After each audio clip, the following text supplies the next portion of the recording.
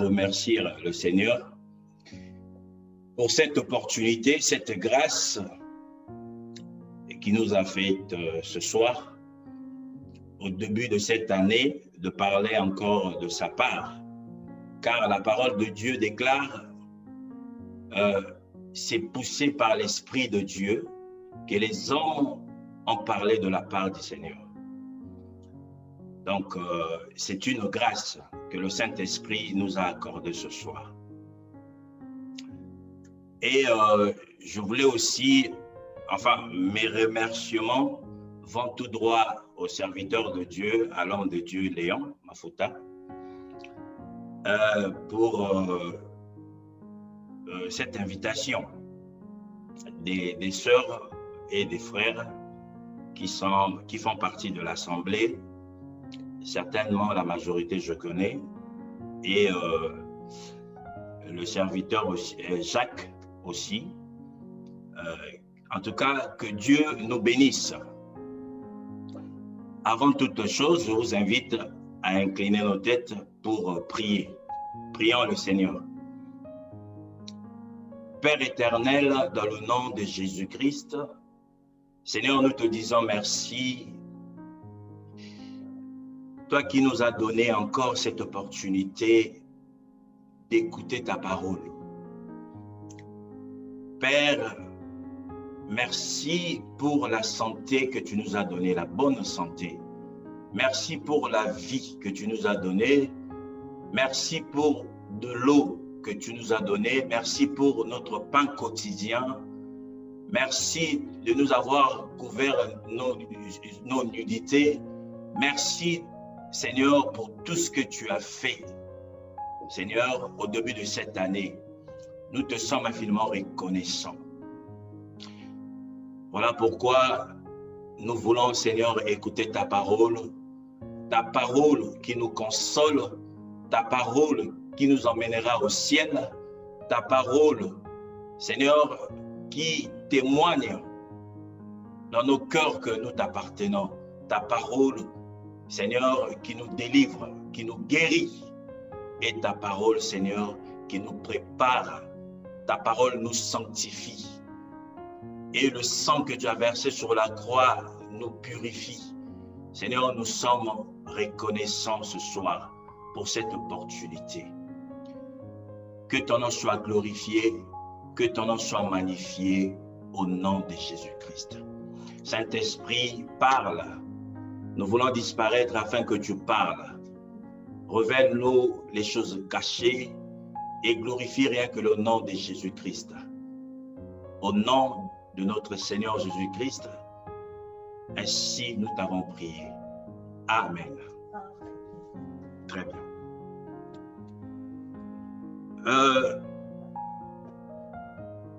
Je me suis rendu compte que c'est un thème qui relève de l'enseignement. Et avant que je prenne la parole ce soir, il y a eu des éminents hommes de Dieu qui ont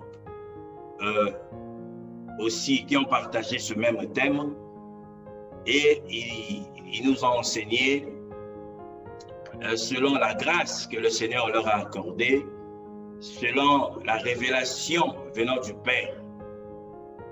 Le thème principal, c'est l'enlèvement de l'Église et le retour de notre Seigneur Jésus-Christ. Donc, l'enlèvement de l'Église et le retour du Seigneur Jésus-Christ. Tout d'abord, nous voulons définir l'enlèvement. Pour commencer, nous voulons définir l'enlèvement. Que signifie l'enlèvement? C'est quoi être enlevé? Ou c'est quoi un enlèvement? L'enlèvement, c'est quoi? Donc, l'enlèvement,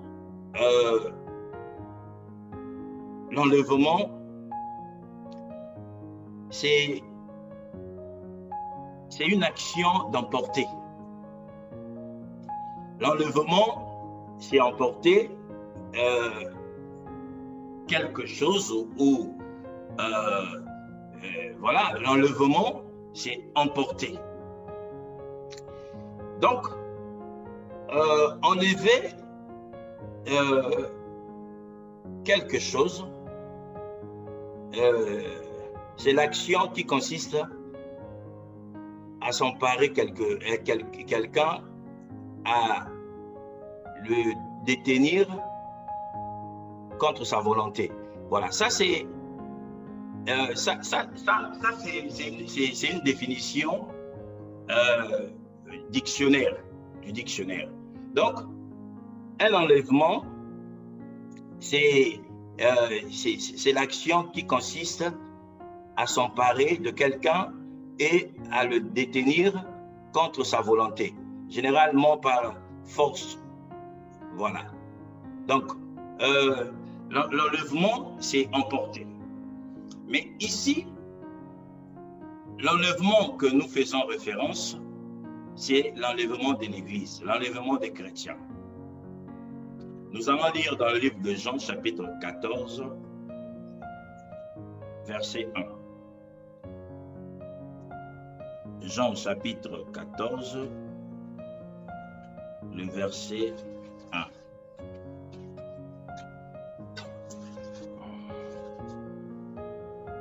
Je lis au nom de Jésus-Christ.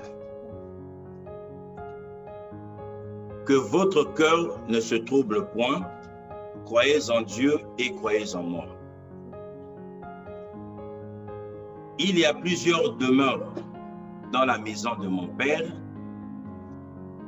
Si cela n'était pas, je vous l'aurais dit. Je vais vous préparer une place.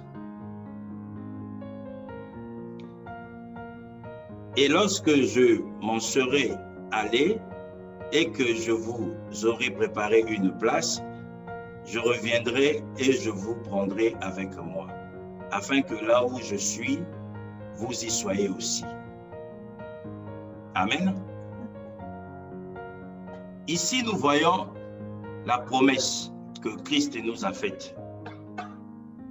Le Seigneur nous a fait, il nous a fait cette promesse d'aller nous préparer une place. Mais bien avant, il nous a dit que votre cœur ne se trouble point.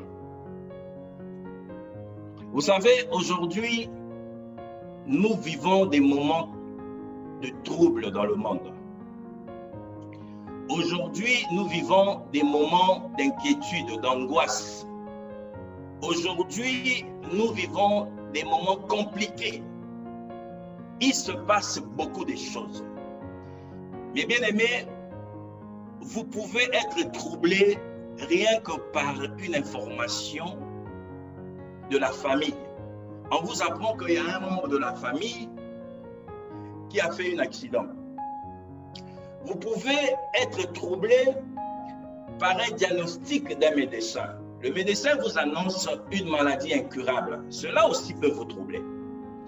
Vous pouvez être troublé, vous pouvez être inquiet, vous pouvez vivre dans l'inquiétude, vous pouvez être stressé rien que par une situation qui se passe en vous ou bien tout autour de vous. Donc, le Seigneur, sachant, connaissant les temps que nous traversons, il nous exhorte, Jean nous dit, que votre cœur ne se trouble point. Croyez en Dieu et croyez en moi.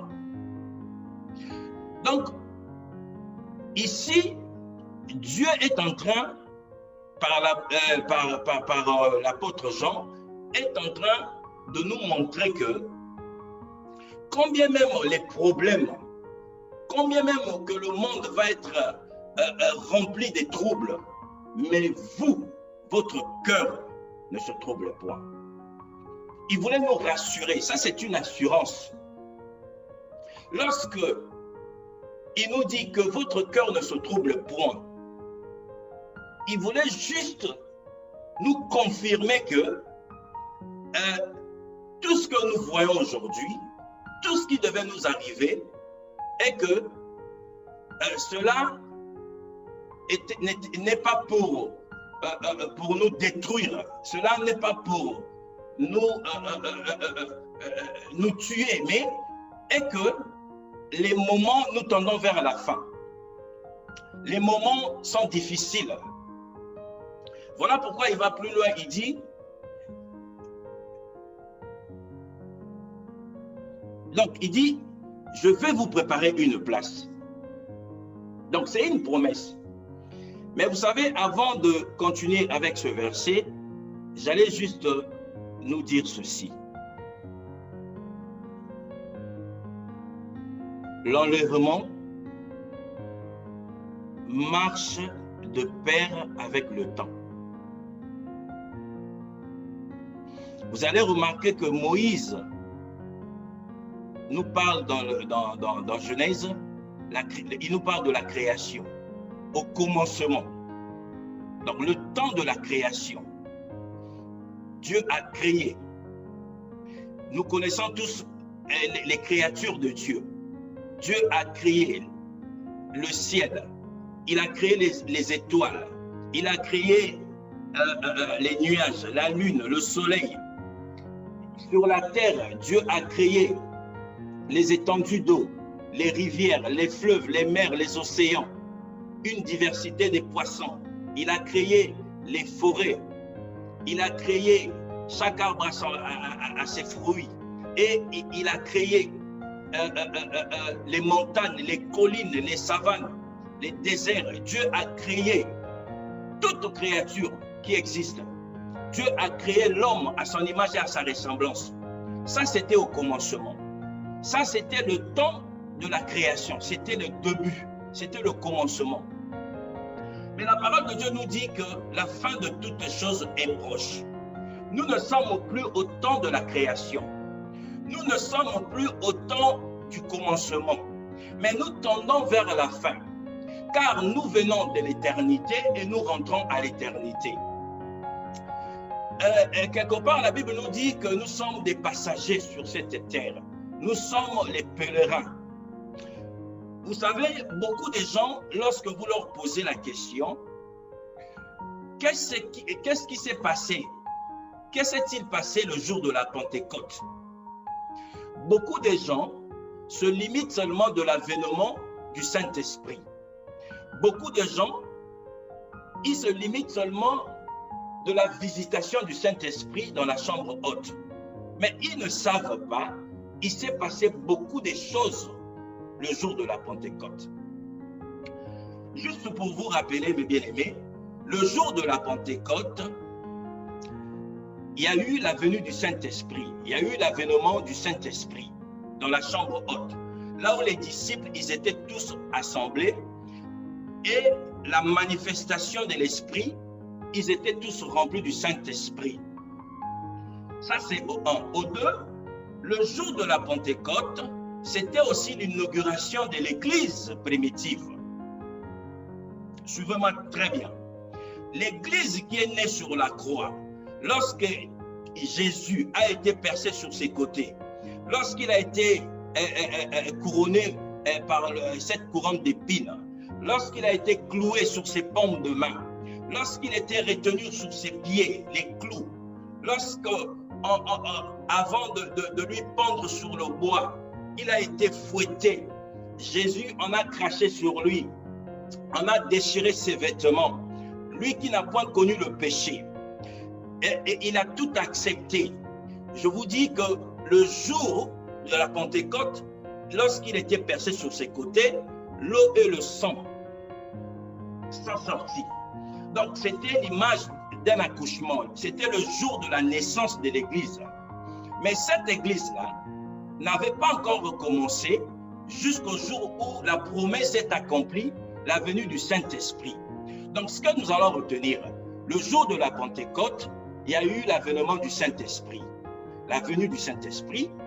Le jour de la Pentecôte, il y a eu aussi l'inauguration de l'Église, parce que Jésus dit à ses disciples, ne vous éloignez pas de Jérusalem, restez jusqu'à ce que le Saint-Esprit surviendra sur vous. C'est alors que vous serez mes témoins. Les disciples n'ont pas commencé à témoigner avant d'être remplie du Saint-Esprit. Parce que l'Église avait besoin des dons spirituels. L'Église avait besoin des armes spirituelles. L'Église avait besoin des fruits de l'Esprit. Or, c'est toutes ces choses-là, en réalité, se sont accomplies le jour de la Pentecôte. Voilà pourquoi je dirais que le jour de la Pentecôte, ils étaient dotés de toutes ces richesses.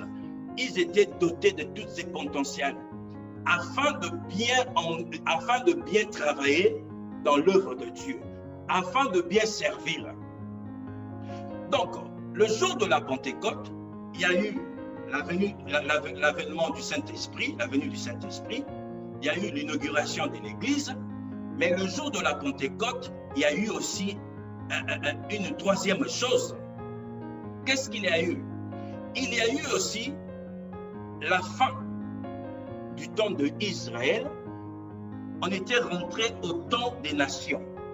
Donc, avant, la promesse était destinée à Israël. Avant, nous étions étrangers à la vie de Dieu.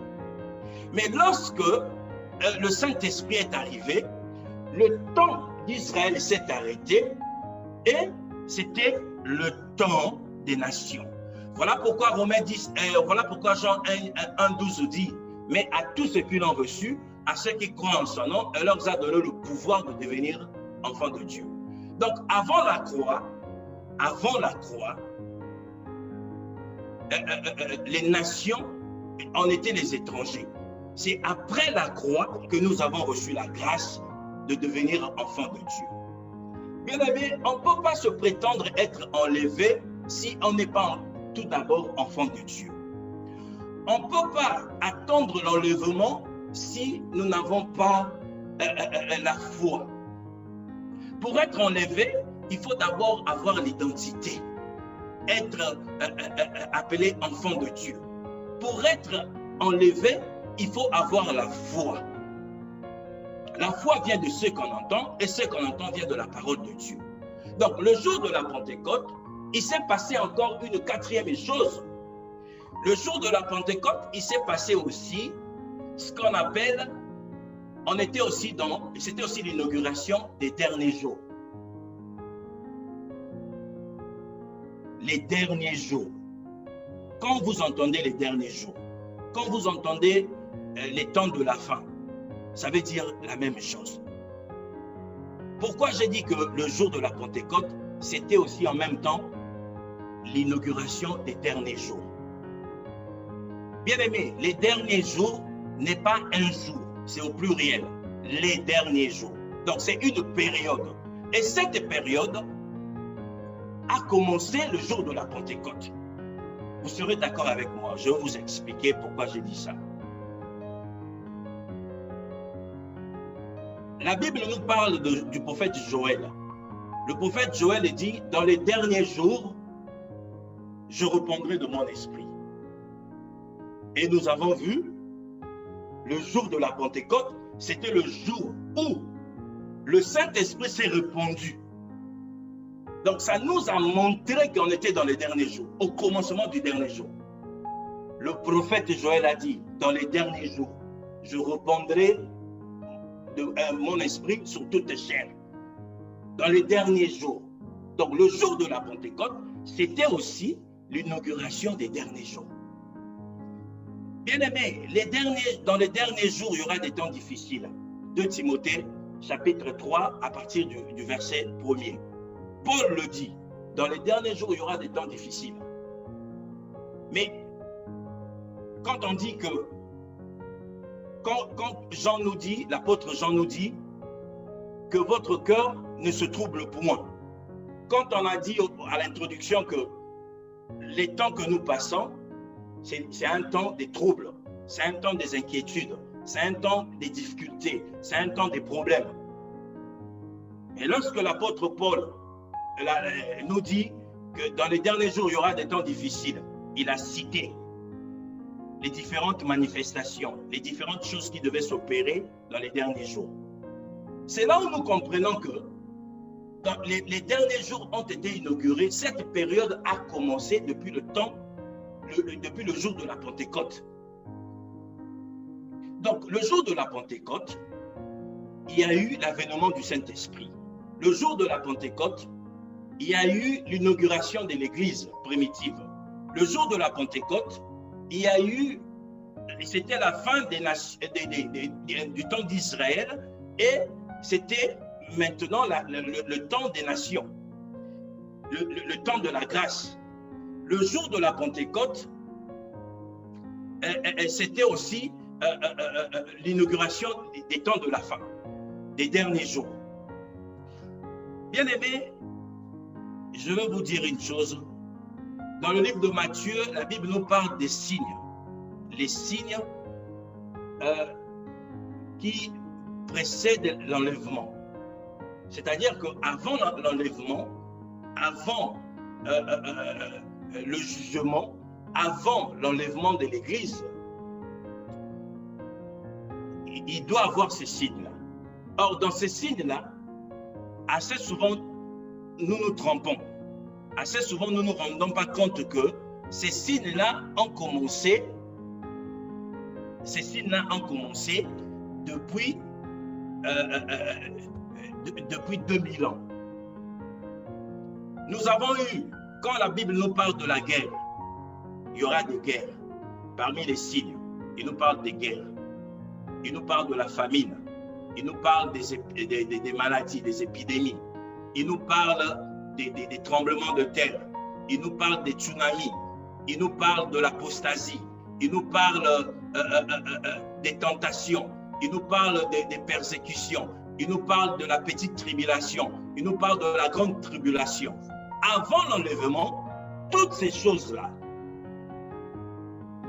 elles doivent se manifester. Or, ces choses-là se sont manifestées, ces choses-là ont commencé, mais beaucoup de chrétiens, beaucoup des enfants de Dieu manquent de discernement, manquent de concentration, je peux l'appeler comme ça, manquent d'attention.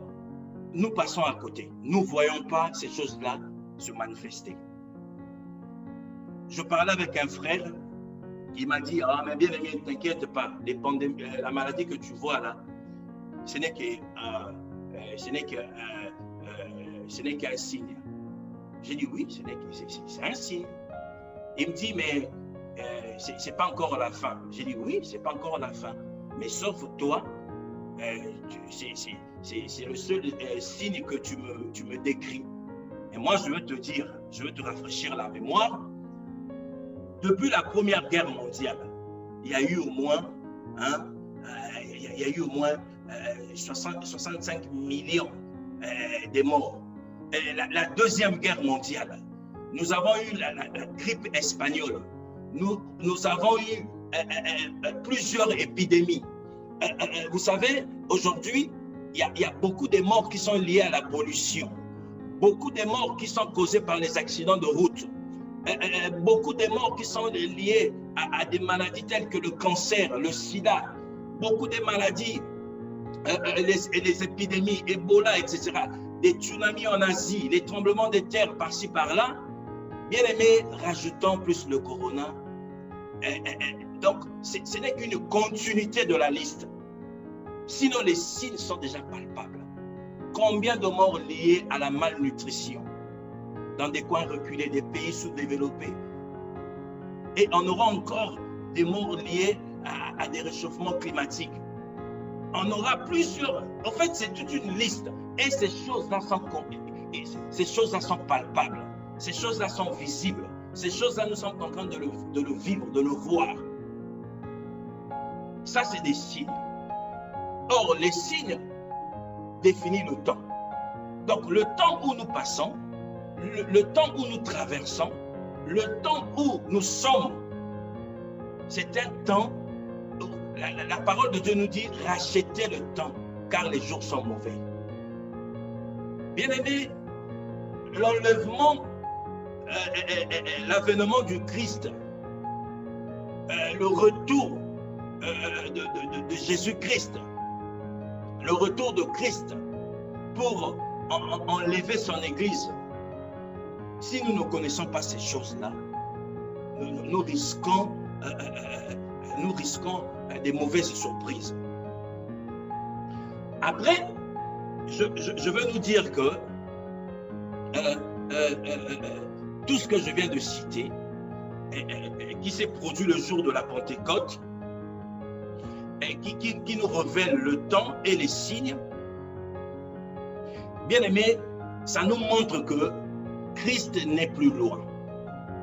Ça nous montre que le Maître est à la porte. Je viens exhorter un frère, une sœur ce soir. Ce que je voudrais que tu retiennes ce soir, que Jésus n'est pas loin. Que le Maître est à la porte.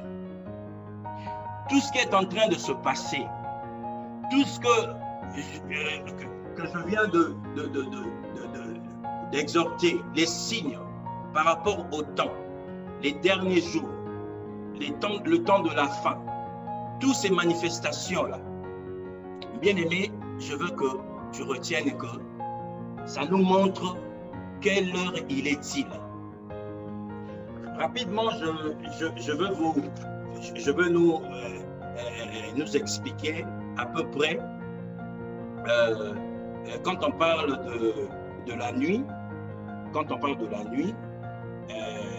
la nuit est subdivisée en 4. La nuit. Donc nous avons de 18h à 21h, ça c'est le temps du soir.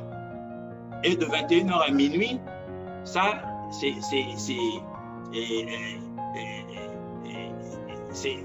le temps que nous appelons minuit. Donc c'est le milieu de la nuit, minuit. Et de 0h à 3h, c'est le temps du coq. C'est-à-dire que c'est un temps où le coq a chanté. C'est le temps d'alerte. C'est le temps où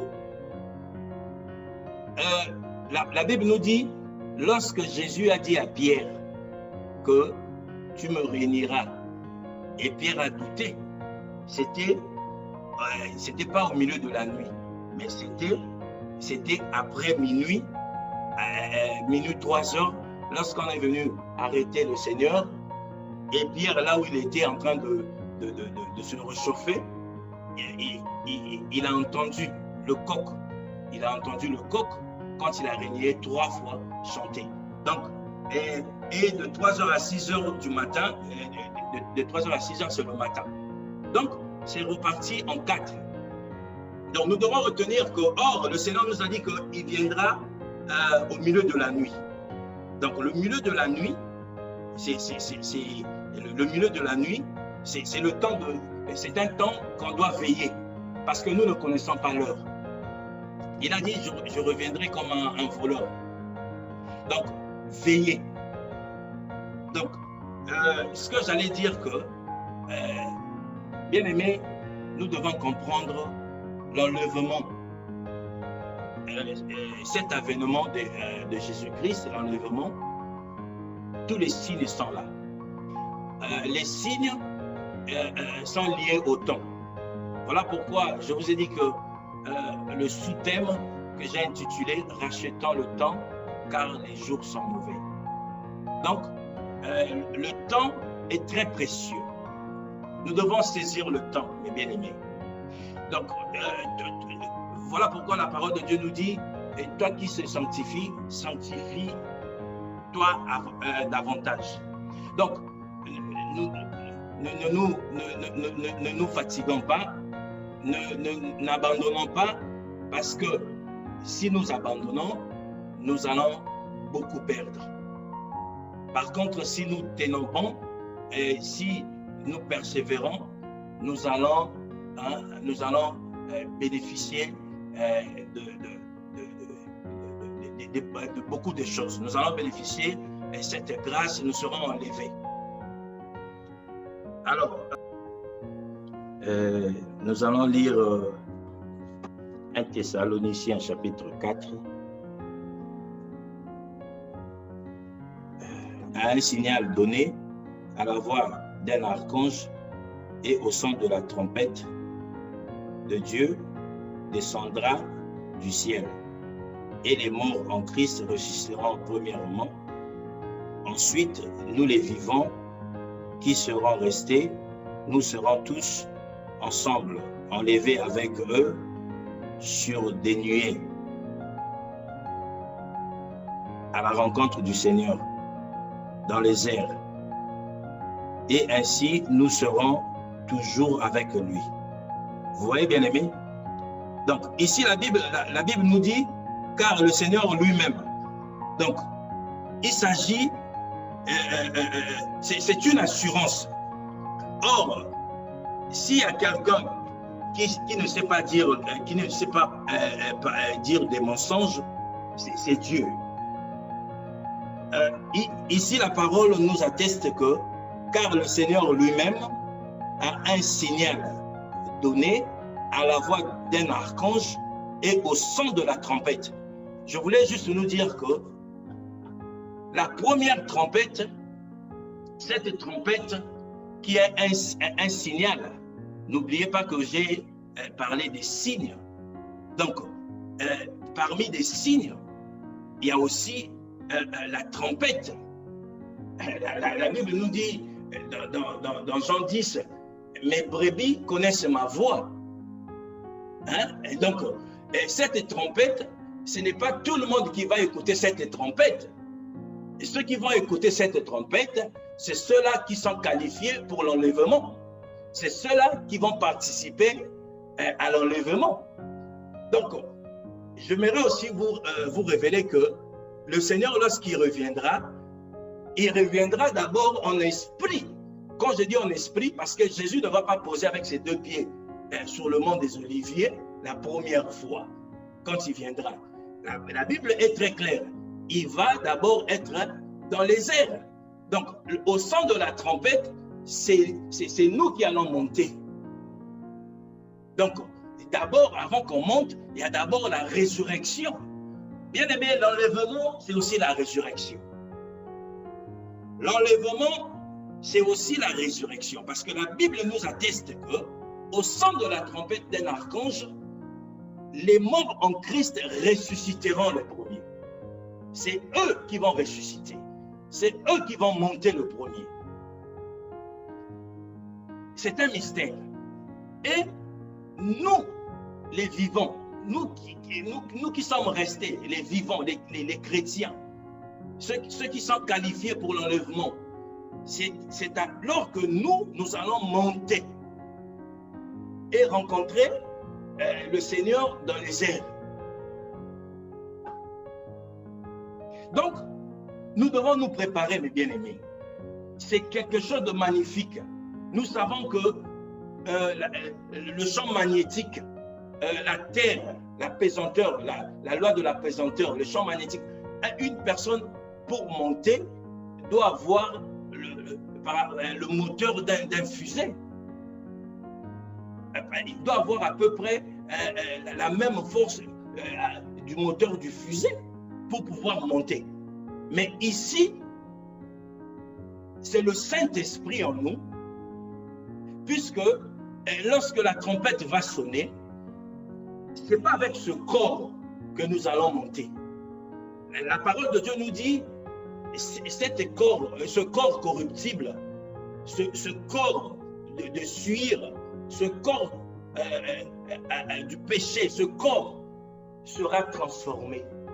Ce corps, nous allons vêtir le corps incorruptible. Et c'est avec le corps incorruptible que nous allons monter. Donc, la première trompette, c'est le signe qui va nous alerter. Donc, prenons en compte que parmi les signes, il y a aussi la trompette.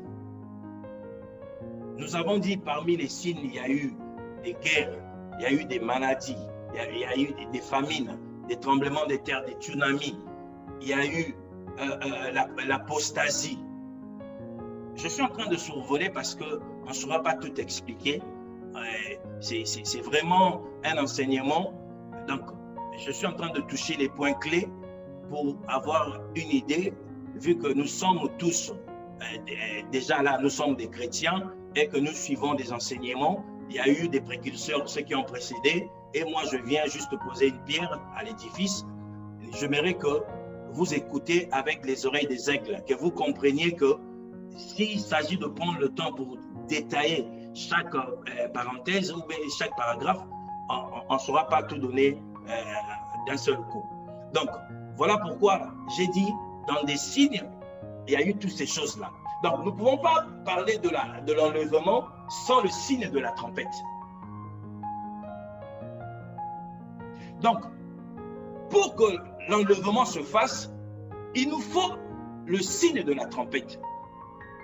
Il faudrait que la trompette résonne et que les morts en Christ ressuscitent, ils montent.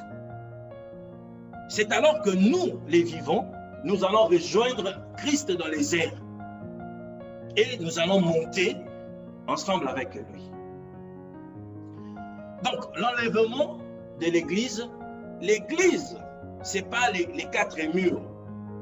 L'Église, la Bible nous dit, c'est toi, c'est moi, c'est nos corps. Le temple du Saint-Esprit, c'est nous, l'Église. Donc, le son de la trompette, la première trompette, c'est pour la résurrection. Et la 7e trompette, c'est pour nous. Et la première trompette, un mystère, les morts en Christ ressuscitent.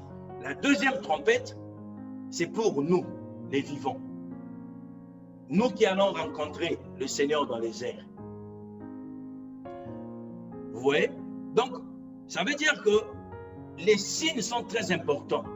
Donc, un chrétien, un enfant de Dieu, ne doit pas s'inquiéter, mais au contraire, doit continuer à travailler sa foi, doit continuer à méditer la parole, doit continuer à prier, doit persévérer, doit rester constant dans sa foi, doit s'appliquer dans les choses de Dieu, doit rester attaché au Seigneur, fidèle à Dieu, quand bien même que nous tendons vers la fin et que le monde, il y en aura encore des troubles plus pires que ça, il y en aura.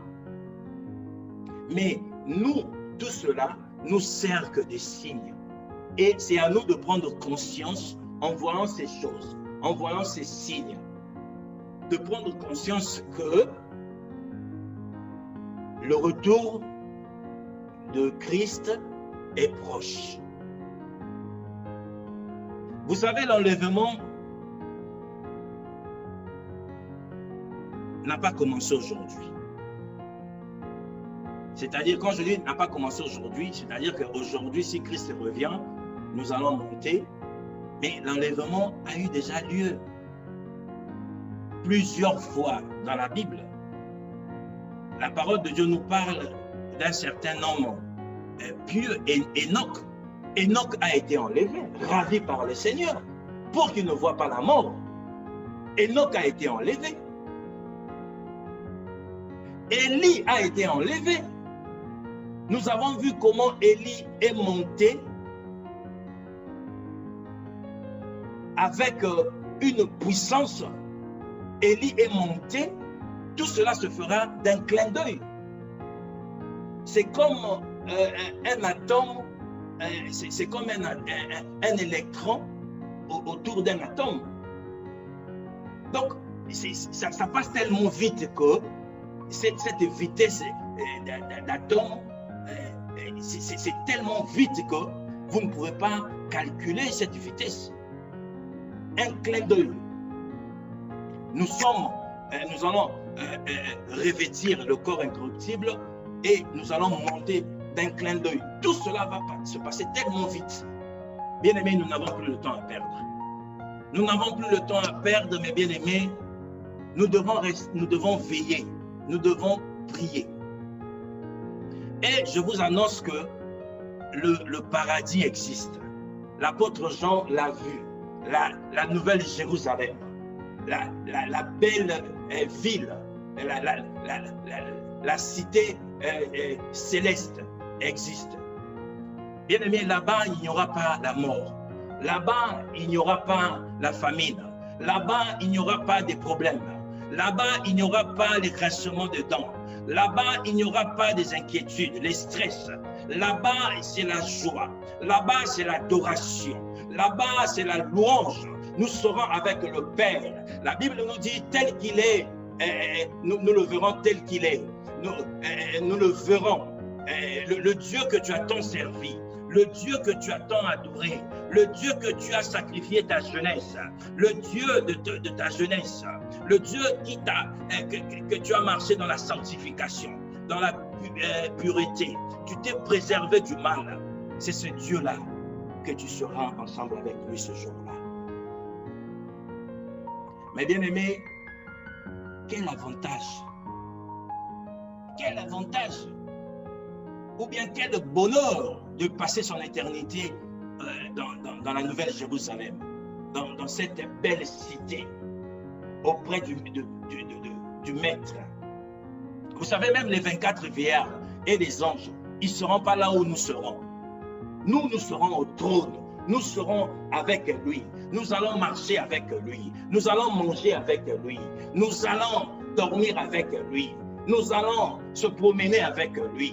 L'avantage d'un chrétien qui a persévéré, l'avantage d'un chrétien qui a préparé son enlèvement, l'avantage d'un chrétien qui s'accroche pour l'avènement du Seigneur, pour le jour du Seigneur.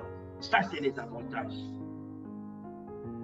Parce qu'il y a aussi le contraire d'être enlevé, c'est rester. Et or, celui qui va rester, il y aura ceux-là aussi qui vont lutter pour être rachetés. Mais là, franchement, je ne te conseille pas. Parce que les troubles, c'est là, je ne te conseille pas. Je te conseille de participer à la première enlèvement. Je te conseille d'être prudent à ce que tu ne loupes pas l'enlèvement. Mais bien aimé, c'est vraiment un enseignement très riche, l'enlèvement de l'Église. Le retour de notre Seigneur Jésus-Christ. C'est vraiment quelque chose de très, très important. Vous avez eu votre vie chrétienne. Vous avez eu votre vie professionnelle sur terre. Vous avez eu votre vie sentimentale. Vous avez eu votre vie familiale. Vous avez eu votre vie des affaires. Vous avez eu votre vie, je ne sais pas, mais tout ce que je peux vous conseiller, tout ce que je peux vous exhorter, à part toutes ces vies-là que vous avez eues, c'est aspirer à la vie éternelle. La vie éternelle, c'est la meilleure des vies. C'est comme ça que si vous la perdez, vous allez passer une éternité de souffrance. L'enlèvement de l'Église se fera en un clin d'œil. Les signes sont là. Jésus revient bientôt. Mais bien aimé, je tends vers la fin de mon message.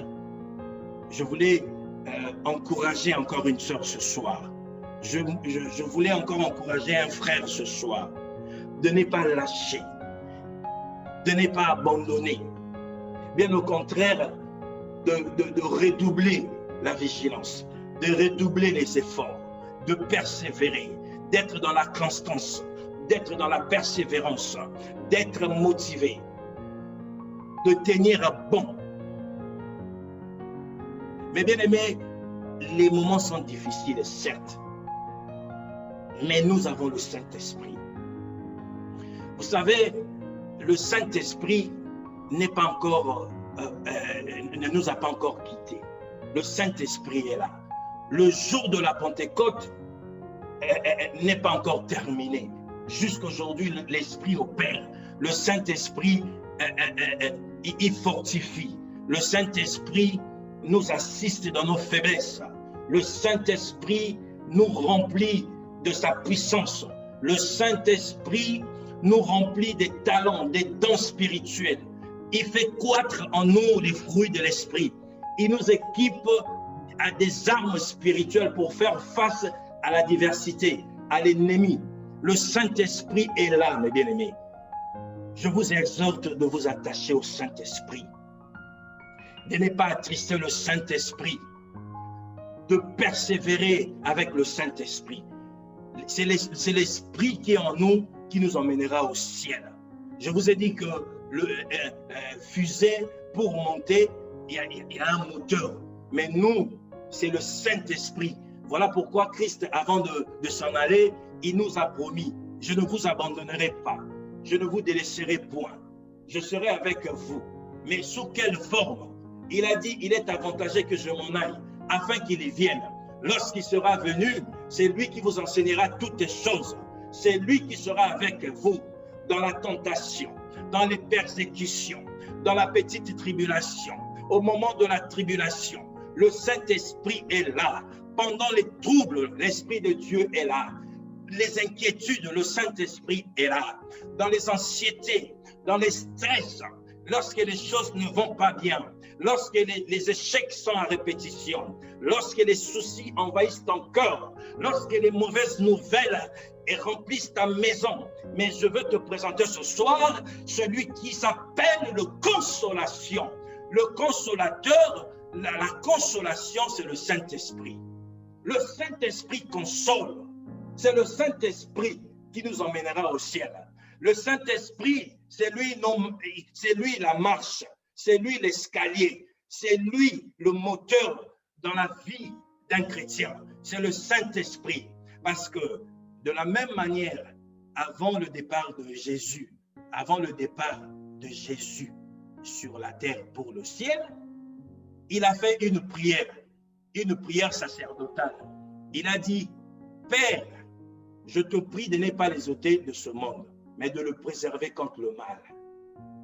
Il a rendu compte en disant, il a dit, aucun de ces perdus, si ce n'est que le fils de la perdition. Je les ai donné ta parole, et je les ai donné la parole que tu m'as donnée. On les a haïs parce qu'ils ne sont pas de ce monde. Et on les a haïs comme on m'a haï parce que je ne suis pas de ce monde. Donc, bien aimé, le Christ nous a rassurés. Et lui-même, il a rendu compte à son Père. De la même manière que le Christ a rendu compte à son Père, c'est la même manière que le Saint-Esprit rendra toutes les choses à Christ, qui est l'époux, qui est la tête de l'Église, qui est le fondateur de l'Église. C'est Christ. Parce que le Saint-Esprit ne peut pas nous quitter avant la venue du Christ. Lorsque le Christ se positionnera dans les airs, sur les monts des Oliviers, lorsque le Christ fera son retour, avant l'enlèvement, c'est alors que le Saint-Esprit va déposer son bilan, c'est alors qu'il rendra compte, parce qu'on lui a confié l'Église. Écoutez mes bien-aimés, l'enlèvement signifie aussi une invitation. C'est une invitation officielle de l'épouse par l'époux pour la fête des noces. Parce que la réalité est que nous allons vivre dans la nouvelle Jérusalem. Nous allons vivre dans le paradis, dans le but de participer. Nous allons participer à cette annonce. Nous allons participer à cette annonce.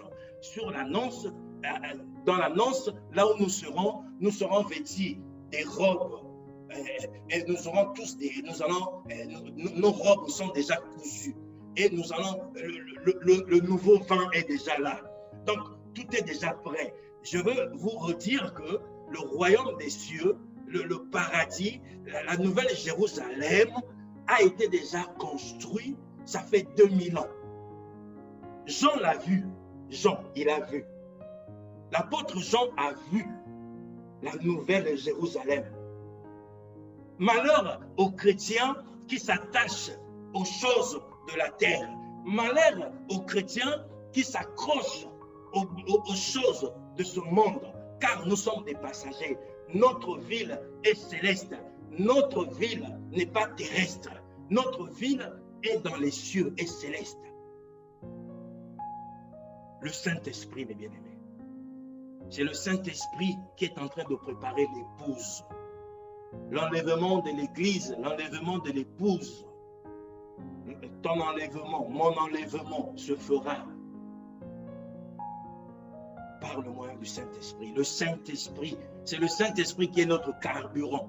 C'est le Saint-Esprit qui est le moteur. C'est le Saint-Esprit qui est en train de nous préparer. C'est le Saint-Esprit. Donc l'enlèvement, c'est aussi l'invitation officielle de l'épouse qui est le fiancé de l'époux. Donc le mariage va être célébré. L'annonce, cette annonce, c'est cette fête. C'est ce jour-là. Donc il ne faut pas rater, mes bien-aimés. J'aimerais encore nous dire que Dieu a besoin de ton cœur, de ta vie. Dieu a besoin de ta famille. Toi et ta famille, fais tout que toi et ta famille, toi et ta maison, vous soyez enlevés. Parce que Jésus revient, c'est pour enlever, c'est pour récupérer la famille, la grande famille qui est l'Église. Mais bien aimés, nous sommes des héritiers, des co-héritiers avec Christ. Donc au ciel, nous serons là.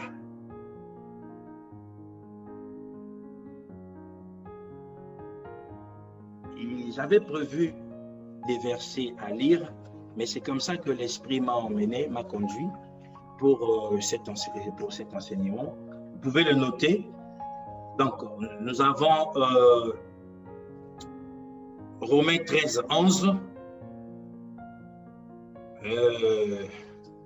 Nous avons Apocalypse 21, 1, 2, 3, versets 1, 2, 3. Romains 13, 11, Apocalypse 21, 1 à 3. Je vous ai déjà donné 1 Thessaloniciens 4, 13, Apocalypse 10, 7 et 2 Pierre 3, 3 jusqu'à 18. 2 Pierre chapitre 3 jusqu'à 18. Donc, il y a eu pas mal de versets, mais j'ai compris que c'est vraiment, voilà pourquoi le pasteur l'a intitulé vraiment, c'est un enseignement. On ne peut pas tout dire, on ne peut pas tout dire dans un seul jour, on ne peut pas. C'est vraiment un enseignement qu'il faudrait décortiquer étape par étape. Parce que même là, si nous regardons bien, l'enlèvement se fera étape par étape. Donc, vous avez compris qu'il y aura d'abord les morts en Christ qui vont ressusciter. Après, nous les vivants, nous irons à la rencontre du Seigneur dans les airs. Et une fois que nous serons enlevés, nous reviendrons sur la terre, passer le millénaire. Et une fois que le millénaire sera terminé, c'est alors qu'il y aura la grande tribulation. Mais bien avant, vous savez, même bien avant, il y a l'avènement de l'Antichrist. L'Antichrist doit faire son entrée et la venue de l'Antichrist. Mais au moment où nous parlons, l'Antichrist est déjà là, en train d'opérer.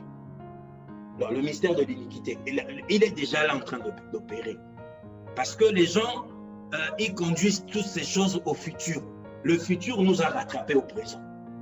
Donc là, nous ne parlons plus du futur, mais nous sommes dans le futur. Notre présent est considéré comme le futur.